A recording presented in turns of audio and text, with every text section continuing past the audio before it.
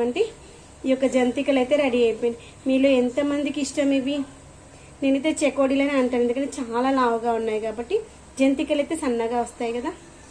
ఏంటంటే మనం ఇలా ఆయిల్లో వేసినప్పుడు బుడగలు రావడం ఆగిపోవాలి. కొంచెం బుడగలు వచ్చినట్లే కదా, బుడగలు రావడం ఆగిపోతే అవి మంచిగా ఫ్రై అయినట్టు అనమాట.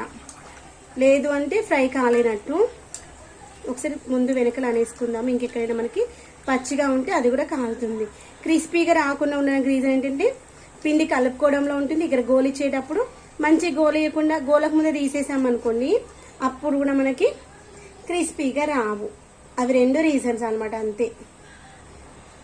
ఇలా అయిపోయిన తర్వాత మళ్ళీ నెక్స్ట్ ఫ్రై చేయడానికి ఒక 2 నిమిషాలు గ్యాప్ తీసుకోవాలి.